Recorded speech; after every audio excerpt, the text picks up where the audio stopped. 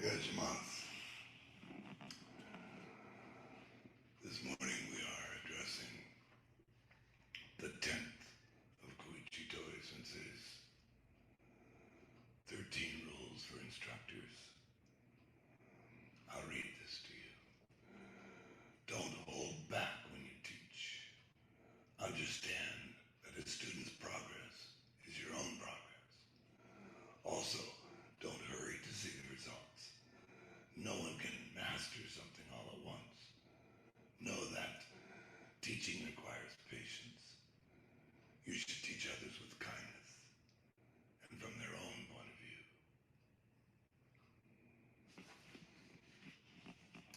When we're given responsibility to teach others, there's an implication of power involved there. That we assume. And the longer we teach, the more experience we are teaching, the higher our level of development, the more implication of power there is.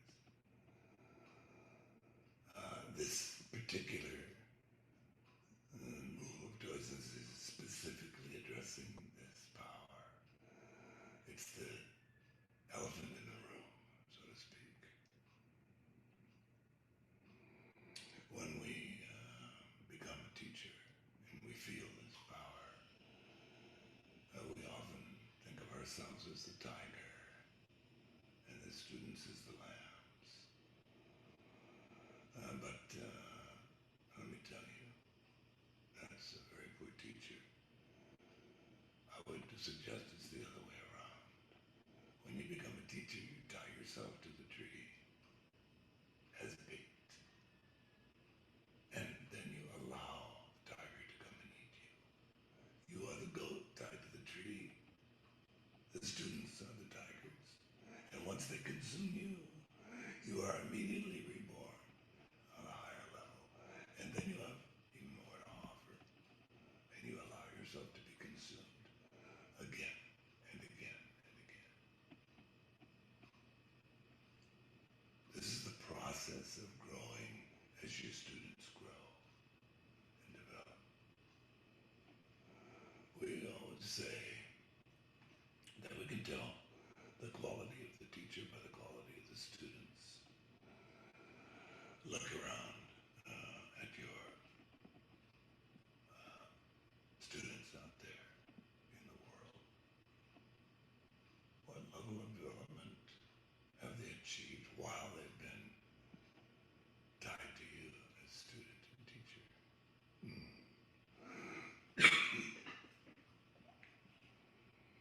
Have you developed together? Have they developed along with you, and have you developed along with them? And you have students now that could take over the teaching. And if you don't, why not? What have you held back? And Toi Sensei says here, don't hold back when you teach. I think this is what he's referring to. We have to become very vulnerable and give ourselves completely over, sacrificing everything we have, everything we can do for the sake of the teaching, for the sake of the students. All right. Let's begin with some deep breathing.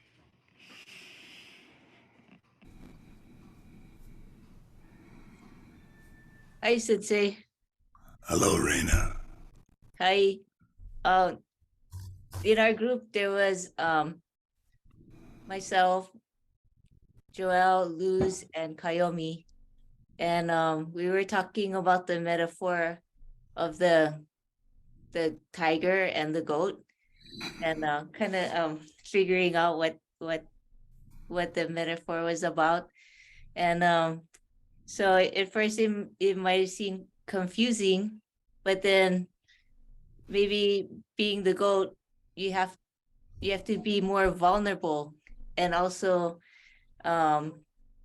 in being vulnerable, you be more compassionate towards the whole, which is like which is like the students and everybody.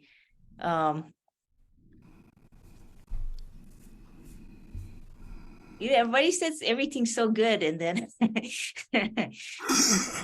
now I have to like try and say it in a minute. But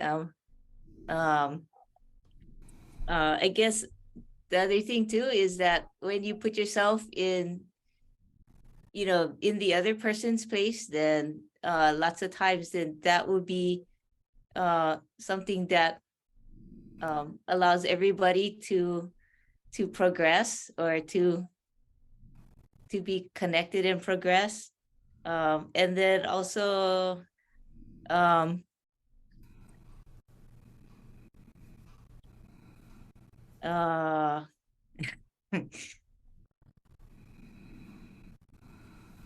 sometimes if you're like the tiger, then maybe the students don't want to come to you to ask questions, or feel like they can interact with you. But if you kind of put yourself in the goat position, and let the students be the tiger, then the students will want to freely come to you, and in that way everybody progress. Yeah. So that's it, I think. Yeah, that's very good. That's very good. Thank you, Raina. First of all, no one ties us to that tree. You tie yourself to that tree. That's the important part of this, is that you're not a victim in any way. You are an offering, and you have to be willing to be that. And as you said so rightly, it is placing yourself in a very vulnerable position. So, think about it. This is the most difficult thing that each of us has to face as an instructor. Toy Sensei says, don't hold back when you teach others. That's what he means. Don't hold anything back. You know? And I think this is much bigger than it seems when you just read this rule. Like, well, you should be kind to others and be a good teacher and be compassionate and loving and supportive. Yeah. But what does that really mean? What do we really have to sacrifice to do that? You have to sacrifice everything, all of yourself. Okay, thank you very much. Next group, please. Hello, Sensei. Hello, Christophe, Krishna. I'm speaking. Hello, very nice to see you. So the group, in the group there was Sally, Johnny, Stephanie, and her husband, myself. So we browsed through different topics. I'll take them in series, and then I'll ask a question.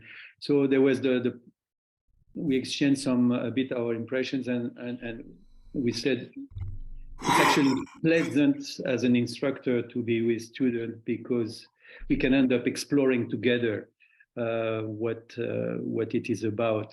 Of course, as an instructor, we may have some idea, hopefully, about the direction to take, but there are also situations where we are really together exploring. One said it's important to be interested and not to be interesting, for the quality of the connection and the relationship. We said that as students, we might be feeling sorry sometimes for not being able to remember what was said the previous time. And somehow there is this empathy with the instructor for being patient and willing to explain again. We had also the question that we all experienced, or maybe almost all experienced in this group, a situation where the instructor we had was somehow expressing something weird and behaving with a sense of power over us.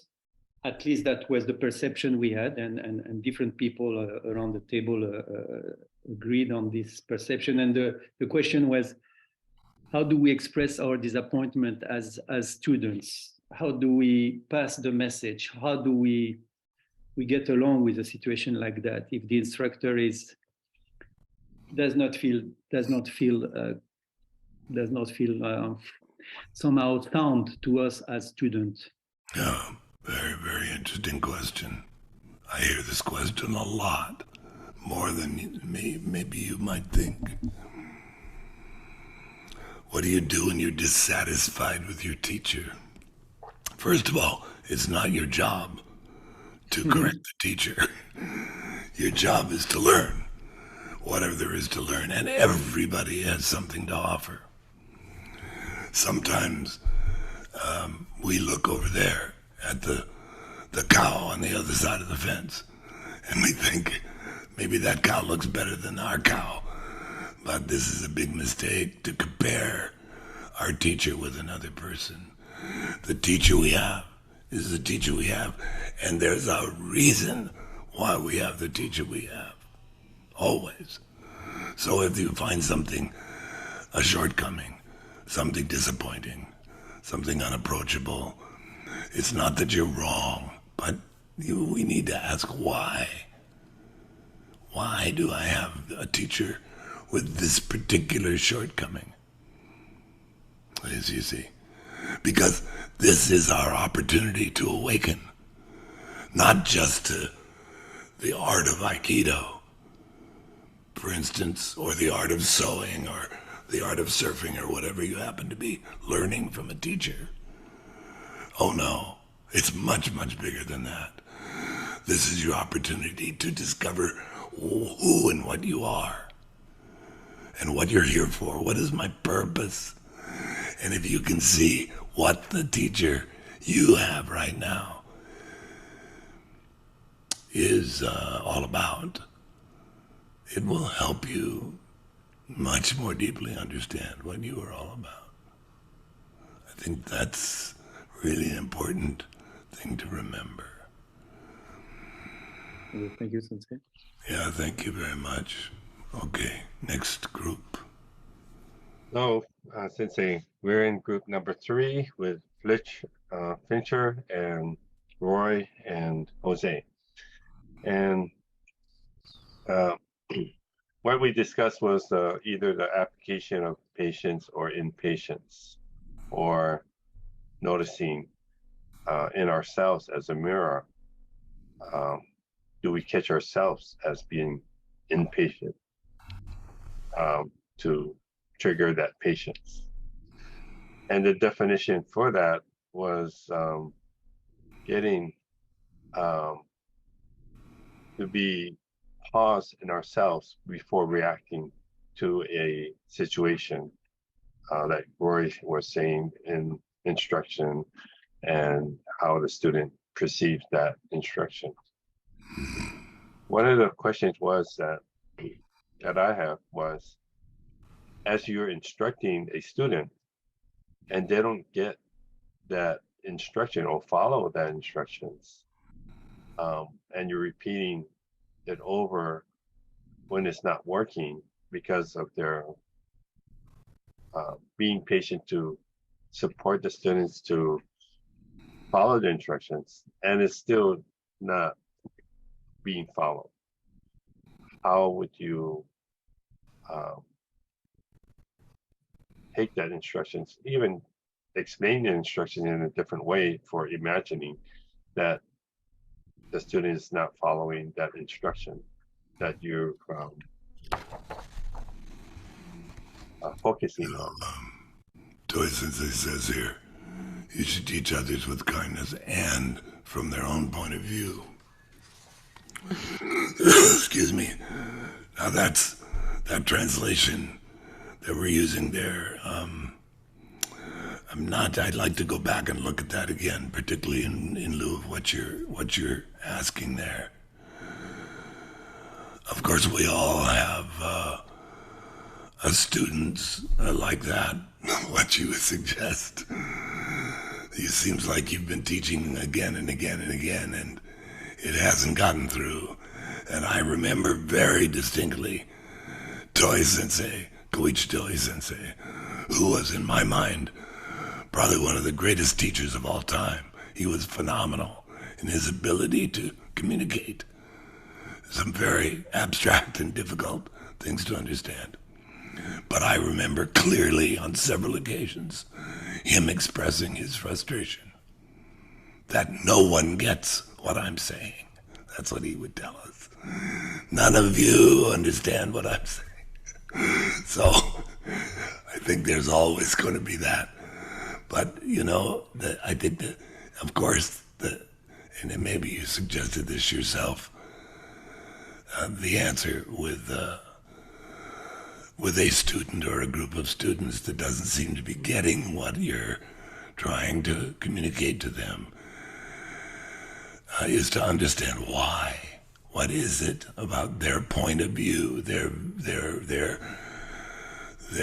position of their level of development that prevents them from understanding? You know, and I have to say, on another level, maybe part of patience is just realizing that no one is going to understand certain things until they come to a certain point in their development. And it doesn't mean you shouldn't be teaching it. You just continually offer it. And maybe you're planting a seed that will grow. Well, you are, and it maybe will grow, and maybe it won't be watered and fed. Who knows? But I've had students that I've been teaching something to for, 25 years suddenly say, oh, I see what you mean there, for the first time. And I once was in San Francisco training with another teacher there, Shirihira Sensei, and we practiced Shomanuchi Kokyunage, which was always difficult for me. And but I got it when I was with him, and I came home and I told Suzuki Sensei, I finally got this. He showed me the key. And the Sensei laughed at me and said, I've been telling you that for 20 years. So, that's the other thing. Sometimes you just need to hear it from a different person. You just need to look at it a little differently. But it's always something that requires patience and understanding. Thank you very much. Okay, next group. Hello, everyone. This is Phoenix. I was lucky to be in a group with Olaf Schubert, with Vitaly and Renee. So conversation started out, Olaf just talking about the difficulty of balancing teaching a group with a wide range of experience. You've got different levels, et cetera, in the group. And spent a lot of time thinking about how to support what they need. And one thing that I thought was very interesting is he said that he used to really plan his classes, plan his workshops, all that kind of thing, well in advance to make sure everything got covered. And that some 10 years ago, he gave that up. And what he does now is show up. Who was it that said this? Olaf. Oh, I just met him 10 years ago. Oh. Very interesting. I'm really glad to hear that, Olaf. I'll support that. And what came to me as you were talking was just thinking about what's happening at Lokahi right now. So Boyer Sensei is teaching. So our classes start with children. So we have the children and the adults together for the first hour. And he very much focuses on the kids and getting them involved, et cetera.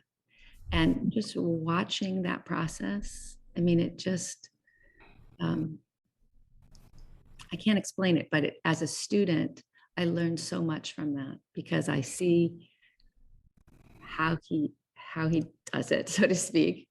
And I can see, and you can see the reaction in the children as well. That aha. Yeah. He sees him do something right, and he's like, "That's it," you know, do that. Yeah, that's it. You've got it. That, you know, that encouragement. It helps my own practice so much. I mean, he does that with us as well, but there's something about being in a mixed class that was an unexpected gift. Yeah, thank you very much. That sounds great. I didn't know you were doing that. That sounds terrific. Well, anytime you're watching children, I mean, I watch Lynn teach children and I always learn something new. It's so refreshing to have children in a class. It can be also very frustrating, but when they get it, they really get it. It's exciting. Okay, thank you. Next group, please. Hi, Sensei. So I was in a group with Lynn, Melly, and Gloria, and Crystal, and we had a few different threads. The expectations that the teacher has of the student and vice versa was very important, and I think that became the strongest theme we talked about. And Gloria talked about how this study was a group of teachers were told they had the best students and they with the highest IQ, and at the end of the semester they had excelled, and then they told them the truth that the students had been taught at random. And so the attitude that the teacher has toward the students and what he expects of them really comes to fruition. And then when the student challenges the teacher, it's a really good opportunity for the teacher to learn, to observe how he reacts to that. Yeah, challenge. I love that word. Yeah, it can be challenging. Yeah. And particularly where the student feels that you're not the best teacher for them and they want a better teacher. Yeah. Yeah, right. Well, we talked about that. That's very common. In fact, I think with everybody, no matter how incredible your teacher is, there is always a moment when you feel that your own development should be higher, and it's probably has something to do with your teacher instead of recognizing that it has only to do with you. Yeah. And that's where the teacher really is challenged, when you hear that from a student and you need to support them anyway. Mm-hmm. and have the patience and loving kindness in your heart. Just remember what it was like when you were there, because we were all there. You know, I mean, that no matter what a student comes to us with in their frustration, in this process, which is so difficult, we're asking so much of each other and of ourselves. No matter what they come to you with, you've been there. And if you haven't been there, you've been there in spirit. You've been there in some way. So yeah, we have to be able to learn to empathize enough with the students that we can understand anyone's difficulty and help them move along. Okay, thank you very much. Next group, please. Good morning, Sensei. Everyone. Okay, Carlos. Good morning, Carlos. Yeah. I was in a group with Bill, David Heva, Alexei Kiryukin Sensei. Yes. Who I think might have been wanting to say something there. Yeah, we also talked about like being judgmental as a student towards a teacher, and how this might actually work the other way as well. Teachers might be judgmental towards their students. Several lines, several threads as well. There was a comment about being more,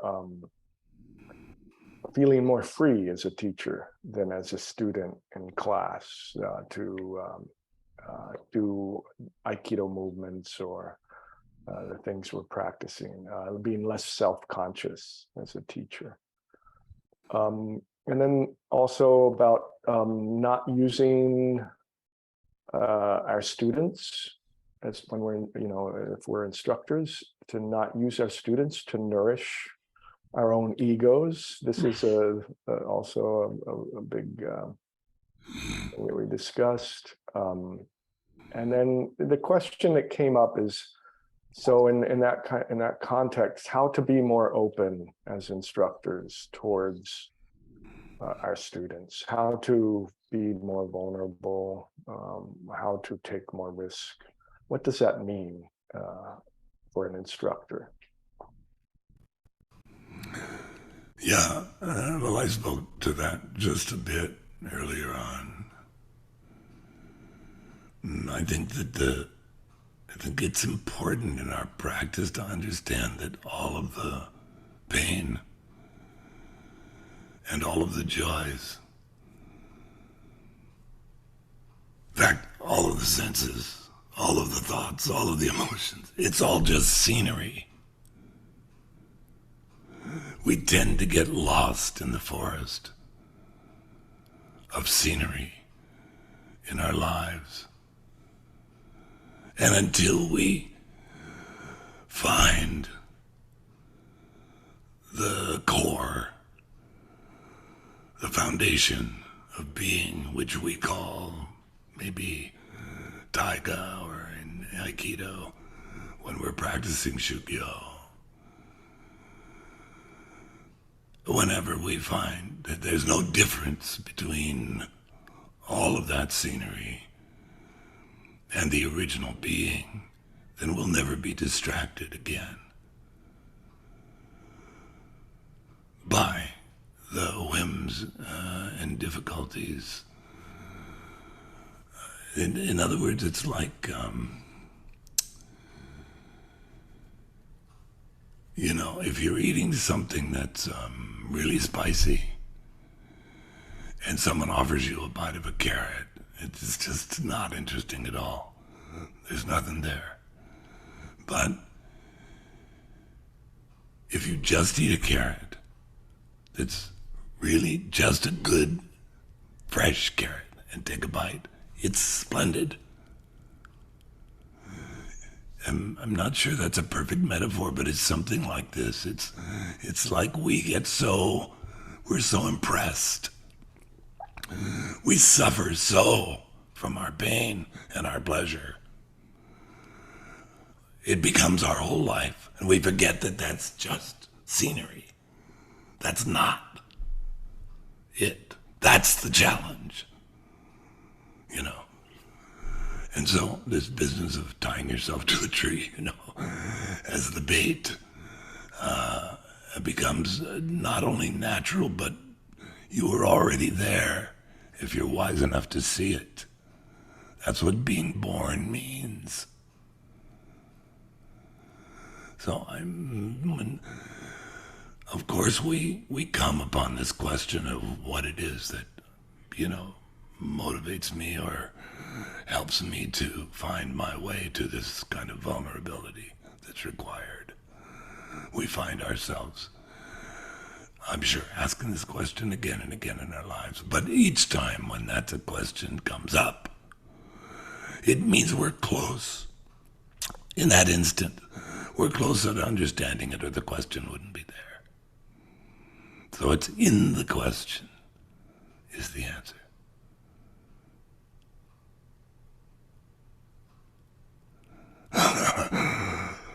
It's